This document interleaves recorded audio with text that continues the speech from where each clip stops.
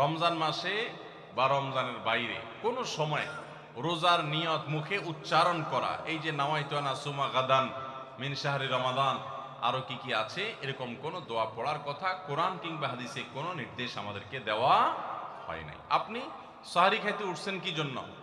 রোজা রাখার জন্য। রমজান রোজা রাখার উদ্দেশ্যে সাহারি খাইতে উঠছেন, বাস এটাই নিয়ত। নিয়ত মানে মনের উদ্দেশ্য।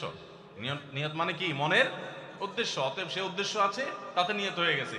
মুখের নিয়ত করাটাকে যারা জরুরি বা আবশ্যক মনে করেন তারা অবশ্যই ভুলের মধ্যে আছেন, এবং এটাকে জরুরি আবশ্যক বানানোর কারণে বেদাত হতে পারে, বরং গুনাহ হতে পারে। রমাদান কেন্দ্রিক একটা ছোট ভুল বলা যেতে পারে যে এই মুখে নাওয়াইতু আন আসুমা দোয়া পড়াটাকে আমরা জরুরি মনে করি। অনেক ক্যালেন্ডার ইত্যাদি দেখবেন এরকম রমজানের ক্যালেন্ডার, ইফতার সাহারির ক্যালেন্ডার, ওখানে দেখবেন এরকম দোয়া দেওয়া আছে।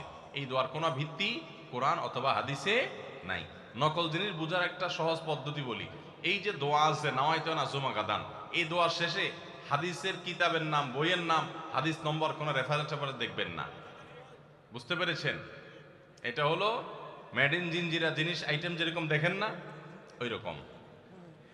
তো এই জন্য এটাকে একটা আমরা ছোট ভুল বলতে পারি রমাদান কেন্দ্রিক, যে আমরা মুখে নিয়ত করাকে অনেক আবশ্যক মনে করি।